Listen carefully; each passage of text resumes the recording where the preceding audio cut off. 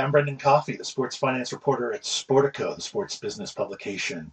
This is Coffey Talk, where we discuss the intersection of sports and finance with some of the sports world's most innovative thinkers. Joining me today is Donn Davis. Donn is the founder and head of Professional Fighters League, the huge MMA league that's the fastest growing sport in the globe. Donn's background was originally as a lawyer. He was the youngest counsel for an MLB team, the Chicago Cubs, back early in his career, and then he became a venture capitalist, ending up founding Revolution Capital with billionaire AOL founder Steve Case and sports team owner Ted Leonsis. Donn now is busy with the PFL. Donn, thank you for joining me today. First off, why don't we jump right into PFL? I know there were some recent changes in the season format that you've announced. Why don't you walk me through that, and let's talk a little bit about why too. Yeah, well, for people who don't know PFL, what's always made us different is meritocracy. Think of it as March Madness meets MMA. We've had a regular season playoff and championship where the fighter is in control. The promoter's not in control. You win, you advance, you lose, you go home. We've done that for 5 years, and this is our first year that we're even simplifying it even more. It is single elimination. So it used to be 2 regular season fights, 1 playoff fight, and a finals. You would fight 4 times in 8 months, and fans said, hey, I want it even simpler, and I want it even shorter. So now it's super simple and super short. It's called the PFL World Tournament. It is single elimination, exactly like March Madness. And it's 5 months. It will start April 3rd. It will conclude the last week of August. So 8 weight classes, 8 fighters per weight class. You fight, you advance, you lose, you're done. And at the end, you will have 8 champions, 1 in each weight class. The total tournament is between 20 and 25 million of prize money. It is the most tough test in MMA and the fastest action 5 months you'll ever have as a fan. Yeah, I mean, that's fascinating from to change your format like that, right? Right. So PFL, fastest growing sports league in the world. What goes into changing that? Obviously, things have been working really well. How do you decide to make a fairly significant change like that? Yeah, look, it's a great question. We're super proud that in our 6th year, our viewership is twice that of MLS, for example. To put it in context, they've been around 30 years. But we want to do what fans always want us to do. So we've listened. And they said 2 things. The season, which was 8 months, was a little too long for them to follow. And number 2 is, it was sort of like the World Cup, where you got to fight twice as a fighter, and you got to sign points. Almost like the World Cup, right? Where you had a mini. People said, hey, I can't quite understand that. Well, a lot of people understood it because we're averaging 500,000 viewers per fight, but we want to continue to grow. And people said, simplify that. Well, there's nothing simpler than a game 7 or a single elimination. And that's what we went to. So that's the 2 small modifications. It's now shorter, 5 months, and single elimination, nothing simpler. So we haven't changed the win and advance meritocracy. We just made it simpler and shorter. So it's one thing to say that's what people want, but how do you know what people want, right? You're a global sports league, huge numbers of fans. How do you sample it enough that you're confident that changing the format is the way to go? Well, look, as entrepreneurs, you do some research, you look at some data, you do some testing, but ultimately you don't know, right? There's no free lunch. You always take a little bit of risk. But we think this risk is relatively modest because we keep all the tenets and we just make it a little bit simpler. So is there a leap of faith? Sure. But in the last week since we made the announcement, it's the most positive thing we've ever done. The fight fans are pretty passionate. It's hard to make the fight fans universally happy, right? If you go on Reddit or Twitter, half love, half hate. Half are with you, half are against you for almost every decision you make, including fight matchups. This one is almost 99%. Great change. I love it. Yeah. One of the things I find really interesting about PFL is in contrast to the other MMA outfits out there, in that you guys you have a season. It's a league of sorts as opposed to the main event. Jake Paul fighting Tyson or right. Or everything UFC does. I know you have some strong feelings about that, but for folks who aren't really not that familiar with PFL and MMA. Why don't you walk me through why you think your format is so much more engaging and good for the long run, as opposed to the sort of the main event idea? Yeah, sure. Look, I'd say three things for those watching who might not be familiar with MMA. One, look, it's the third biggest fan base in the world. There's 650 million MMA fans. Soccer's one, basketball's two. But 550 million of those are not in the United States. So a lot of people watching this will say, hey, isn't MMA kind of a niche sport or a smaller sport? Big, big, big sport. But 550 million of those 650 not in the US. So the first thing PFL is doing differently is super serving them, right? UFC does a great job in the United States. We are going to the underserved or the largely ignored fan base. So what PFL does, 2/3 of our events are not in the US. We also have launched global leagues, PFL Europe, PFL Africa, PFL Mideast, next year PFL Australia. So why are there 8 soccer leagues in the world? Because fans want their own local heroes. Fans want to attend their own events. Fans want to watch prime time. So PFL lives and breathes in these regions with its own local leagues. So that's a big first distinction. PFL is much more global, much more international than UFC, serving fans that are underserved by UFC. The second big difference for people who aren't watching is no fight is an undercard. Right? Normally, if you watch a big UFC fight, the top 2 fights are awesome. But the other 10 fights, why are they there? They're almost like friendlies in soccer or NFL preseason. Every fight's an elimination fight in the PFL. Because remember, if you win, you get to move on. If you lose, you're done for the year. That's true in PFL Africa. That's true in PFL Europe. That's true in the PFL World Tournament. So every fight matters. We all love Game 7. Those are the 2 best words in sports. So if you turn in PFL, our slogan is every fight matters, and that's true. So those are 2 big distinctions. But PFL is not competing against UFC. We're there to supplement with a different product, a different approach. If you love MMA, you get to watch more of it. But if you're a sport fan and you know the NBA or the Premier League, you're more likely to be a PFL fan because it's easier to follow because it follows a sports format. Yeah, the regional leagues are really interesting too. I heard you describe it once as making PFL sort of the Champions League, the Champions League, the top level, sort of being fed by all these regional leagues. Tell me a little about the regional leagues. I know you mentioned earlier the ones that have been rolled out, but tell me a little more about that idea. Yeah, super interesting. Let's take PFL Europe for an example. Right now, we're a co-leader in Europe because of these regional leagues. There's top talent everywhere. And we're signing most of the top talent out of Europe. Why? They want to immediately be seen on the biggest stage. So we have global distribution for PFL Europe. So even though that is not as big as the PFL World Tournament, they can make the most money in PFL. And more than that, they're in control. So somebody like Dakota Tkevna, who signed for PFL, or Paul Hughes, who signed with PFL, they're now the 2 biggest stars in MMA. But where did they start? PFL Europe. And they were in control. They won a bunch of times. Then they went to PFL Global. So think of it as we have the first connected system. So if you're a fighter, you're in control. I start in my own region. I fight against the top competition in a region, and then I can move to global. And so somebody like Dakota then goes to the global tournament. She wins it. Now she's number 4 ranked in the entire world. Somebody like Paul Hughes, now he's fighting this weekend, January 25th in Dubai, against an undefeated world champion of PFL.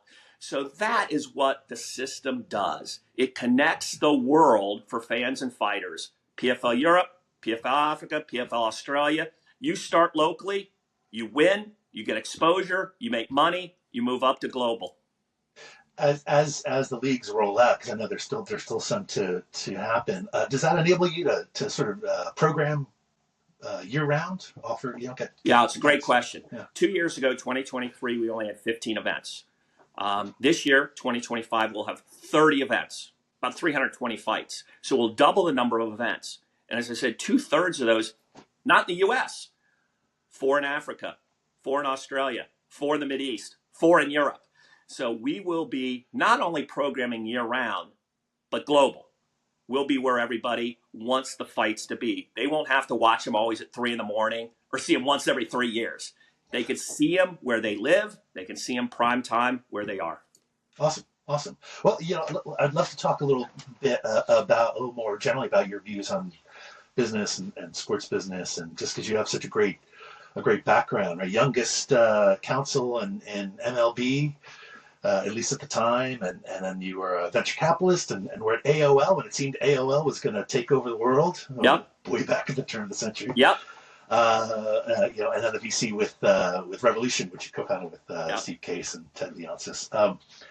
Uh, so one of the things that I found really interesting about you and PFL is you're 55 when you decided to leave Revolution, leave that Yep. huge, very well respected VC firm you helped found, to go out on your own. And that's at an age when really it seems maybe a more typical move for someone of your would have been Just kicking back. or kicking back or forming your own slightly Yeah. VC fund that you control totally. Yeah. Sort of incremental. Yeah. Play out the string maybe too. Just tell me a little bit about that because I just love that decision. Big sort of life changing move there when you're Yeah. 55. Look, I love building things and I love creating impact. And so in my 35 years, I've either spent half of that time being an investor to help create things and impact, and 15 years as an entrepreneur creating things and building impact. And what I saw, I'm 62 now, so what I saw 7 years ago was a fundamental change of opportunity in sport.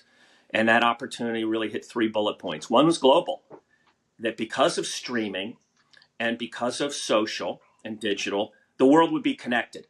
And you used to have DMAs. And in DMAs, people care more about ticket sales, right? And things like that, because you got to maximize the money out of Philadelphia. Okay. Well, as soon as the world is global, that changes everything. The second thing I saw was the rise of new sports. Gen Z and Gen A aren't going to watch the sports that we all grew up with, much like food.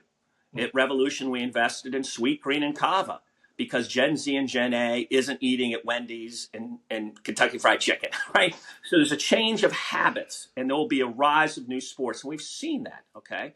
And then the third thing I saw is a change of business models. Content creators allow a whole different business model around advertising. The shift of linear and streaming to different platforms that weren't the ones we grew up in. So whether it's global, whether it's new sports, or whether it's new business models, couldn't be a better time. Why? It's going to be messy. It's going to be disruptive. And when there's mess and when there's disruptive, one, you can make new money, but two, you could do great new things. And is it hard? Yes. Is this job one of the hardest jobs I've had? Sure. But it also is so much fun to try to do something that's never been done before. Yeah. Good point. Good point.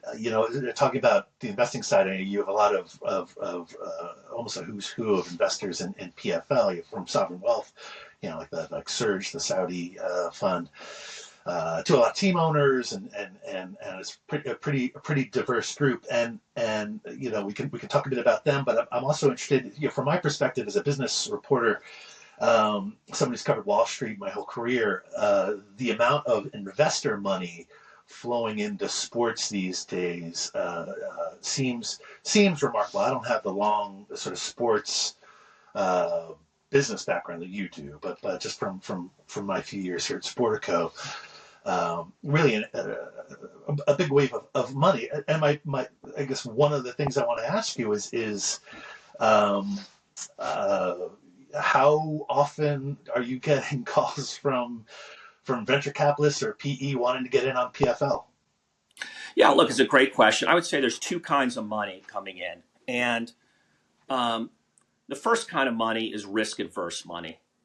Really, what they want to do is invest in big traditional sports, the big five. Oh, you have a 20-year media agreement, or you have a ticket base of 50,000 and they're never going anywhere. Those are really big traditional investors. So whether they invest in real estate or industrial, sports is just another version of real estate or industrial. They view this as great. I can get a 10 or 12% return with low risk. Well, they're not going to invest in Unrivaled or PFL or, the kind of things that are the emerging global new sports leagues. They say they are, but they're not. Right? They are big traditional risk-free investors. So the sports as an asset class right now is still just saying, how do I invest in the NFL, the MLB, the NBA, these big chunky things, right, that don't have a lot of risk. So that's where the billions and tens of billions are. The second group is saying, I want growth and I want global. I'm going to where the puck isn't. I would like to make 5 to 10 times my money. So those are the kind of investors who are growth investors, venture investors, family office investors, or visionary investors. So yes, they've been very interested in companies like PFL. And it's interesting because they will be amply rewarded because the metrics are pretty clear, right, in terms of what's happening. In terms of there's very low growth in terms of viewership of the first big bucket. They're just monetizing better. They're all mature. They'll be good businesses, but they're all mature. So don't make any mistake. I'm not being negative. Good businesses, but mature. So you'll get mature returns. All the growth will come from the other bucket that is global and growth and with new business models. And those people will be richly rewarded. But those are checks of 25, 50, 75 million. And those are not the checks of 1 billion, 5 billion just yet. But those people like to overpay for things that are done. And, that's still 5 years from now. That's still 8 years from now when these growth companies like PFL will be, more mature, less risk-free, more obvious winners. I was talking to an attorney who represents a lot of buyers and going into the major North American leagues, and he said something really interesting in that sort of compared to other business sectors, what sort of metrics do buyers, people want to buy into these teams, look at. He says they basically don't look at anything. That's just so many people want in on sports. It's basically whoever's selling it's a take it or leave it sort of offering price, which leads me to a question I want to ask you as someone with some perspective as an investor and as well as in sports. Is there too much money chasing opportunities in sports? Aside from PFL, obviously, which we're not questioning. It's a great question. I think there's too much ego money and not enough growth money. What do I mean by that? We had several investors turn down PFL and invest in MLS.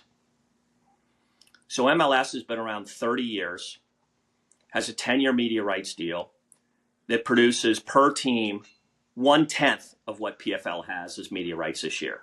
So PFL is global, growing faster in year 6 and already outproducing MLS. But you know what? There's no ego around it because as my 94-year-old dad says, nobody grew up saying, I want to invest in an MMA league. Nobody gets to go to the Hamptons Country Club and says, I just did MMA. There's no ego around it yet, but there's ego around these other things. So there's still a lot of ego money that's overpaying for assets that allow you to claim to your friends you've done something. There's not enough money around what I believe are great business opportunities in sports. So I think those who are doing growth investing and venture investing in sports are going to be richly rewarded.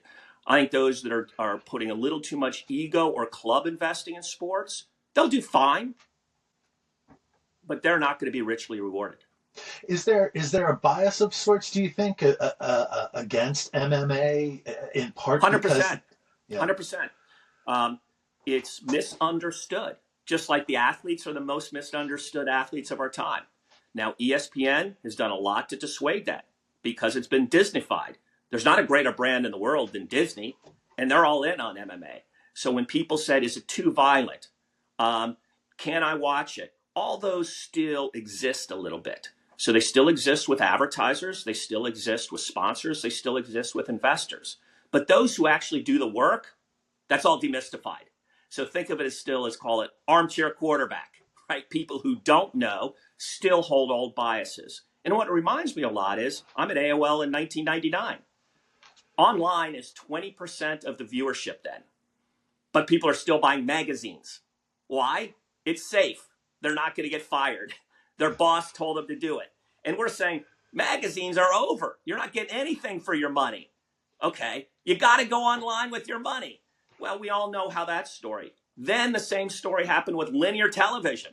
Well, we know where that story's going with streaming. So I've lived through all these cycles, and the money always follows the eyeballs. And the 33-year-old people are watching MMA. They're not watching NASCAR. But the money's still sitting in NASCAR, and it's not in MMA. So the story will end. It just takes time to end in the right way. Yeah. Is there also this is there a little bit too that the audience is so global? It's not reliant on the United States for It's a great point. Yeah. It's a great point. So UFC, 50% of their revenue is outside the U.S. PFL this year, 60% of our revenue is not in the U.S. So we do, quote unquote, better outside the U.S. than we do currently in the U.S. because two reasons. One, there are 8 soccer leagues, as I mentioned, outside the United States. So nobody's used to saying there's only one. Nobody says there's NFL and XFL. Oh, I'm only buying the NFL. They're used to buying La Liga, Bundesliga, Premier League, Serie A. They're used to saying there's value in multiple soccer leagues. So therefore, they see value in PFL or value in other sports entities if the numbers exist, if the audience exists. So therefore, there's only one bias outside, the U.S., and we do very well. The second reason we do very well is they're used to seeing what is really the engagement because they only have really one sport, soccer. And they have to say what's performing other than soccer because we need other things. Here, we're so locked into, man, there's only been 4 or 3 that really work and everything else doesn't work, right? And so I think the open-mindedness, because of how the world has evolved with soccer and nothing else, has allowed MMA to perform much, much better financially. Sponsorship and media rights outside the U.S. But the U.S. will catch up because the numbers are overwhelming. And when UFC goes to market in 3 months in this media deal, people are going to be blown away.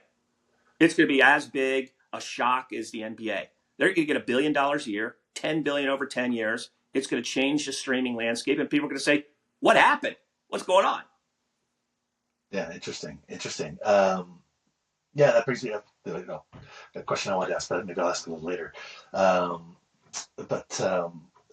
yeah, so is there anything else that I'm trying to think of the question I was about to ask, because we can wrap it up in a couple minutes. Is there anything you want to discuss before we kind of go into the home stretch here that I haven't been asking? Yeah, I just think the most interesting thing for people not watching is the difference in the MMA market and its behavior than other sports markets. Because every other sports market is winner take all. There is only one winner. And soccer is the only market that's not like that. And most investors or most media companies or most commercial partners in the United States don't think that way because they still tend to be U.S. focused businessmen. And all you got to do is take a step out and see globally how does soccer behave. And that's how MMA behaves. Exact same overlap. 90% of the soccer audience, not in the U.S. 90% of the MMA audience, not in the U.S. And MMA will evolve just like soccer, and it's already happening. And so for those who really invest globally or those who really do commercial business globally, MMA is your sport. Don't sleep on it. All right. Outside of MMA, what are you investing in, or what excites you about sports or sports have adjacent businesses? Yeah. Well, it's interesting.